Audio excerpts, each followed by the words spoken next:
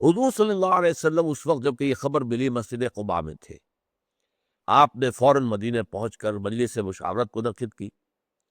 ساتھ ہی آپ نے ایک خواب بھی بتایا کہ میں نے دیکھا ہے کہ کچھ گائیں ذبح ہوئی ہیں، اور یہ کہ میں نے دیکھا ہے کہ میرا ہاتھ ایک بڑی مضبوط زرہ کے اندر ہے، اور میں نے دیکھا ہے کہ میری تلوار میں کوئی دندانے سے پڑ گئے ہیں، جیسے تلوار جو ہے وہ کچھ کسی جگہ سے اس کے اوپر چوٹ لگی ہو اور وہ وہاں پر دندانے پڑ جائے۔ تو آپ نے اب سارا جو ہے یہ معاملہ بھی رکھ دیا، اور یہ بھی کہ لشکر آ رہا ہے، اتنا بڑا لشکر ہے، اور بتاؤ کہ اب ہمارا کیا عمل ہونا چاہیے۔ اس میں حضور کی اپنی ذاتی رائے بھی یہ تھی کہ مدینے میں محصور ہو کر تحفظ کیا جائے، جیسا کہ 2 سال بعد غزوہ احزاب کے موقع پر کیا گیا۔ حضور کی رائے یہ تھی کہ یہ لشکر بہت بڑا ہے، اور حالات کا تقاضا یہ ہے کہ ہم کھلے میدان میں نہ جائیں، بلکہ یہ کہ مدینے میں محصور ہو کر ہم دفاع کریں۔ اتفاق کہہ لیجئے کہ یہی رائے عبداللہ ابن ابی کی بھی تھی۔ بہرحال حضور کی نیت کیا تھی وہ اور تھی، اور عبداللہ ابن ابی کی نیت کیا تھی وہ مختلف تھی۔ وہ بزدلی کی وجہ سے کہہ رہا تھا، لیکن اس وقت بہت سے نوجوانوں نے کہا کہ نہیں صاحب، ہمیں تو میدان میں جا کر ہم اس طرح سے ہے جو بزدلی کا مظاہرہ ہم نہیں کرنا چاہتے، اور ہمیں تو شہادت کی موت چاہیے، ہمیں فتح و شکست سے تو کچھ سروکار ہے ہی نہیں، شہادت کی موت چاہیے۔ تو ان میں خاص طور پر وہ لوگ پیش تھے 2 طرح کے۔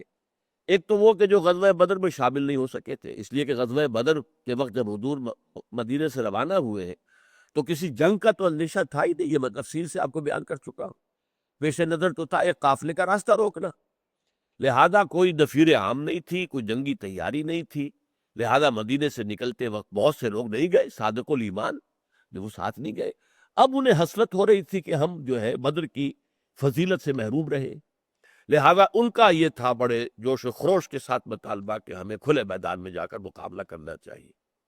پھر ان میں کچھ لوگ وہ تھے جو بدر کے بعد ایمان لائے تھے، اور وہ جو ہے اب اس جو ہے فضیلت سے چاہتے تھے کہ کفر کے ساتھ دو بدو مقابلہ کیا جائے اور اپنی جو ہے وہ اپنے ایمان کا ثبوت فراہم کریں۔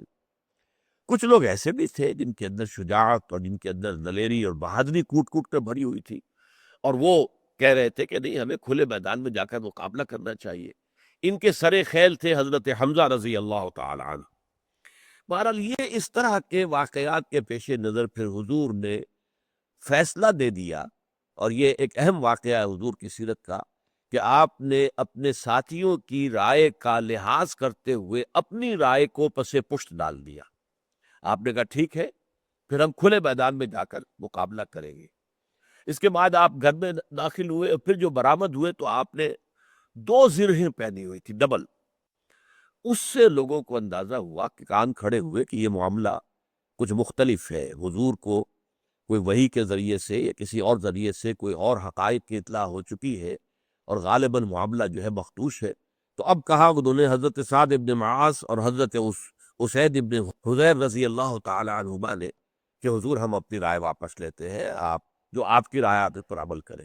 حضور نے فرمایا کسی نبی کے لیے یہ جائز نہیں ہے کہ وہ ہتھیار باندھنے کے بعد اتار دے۔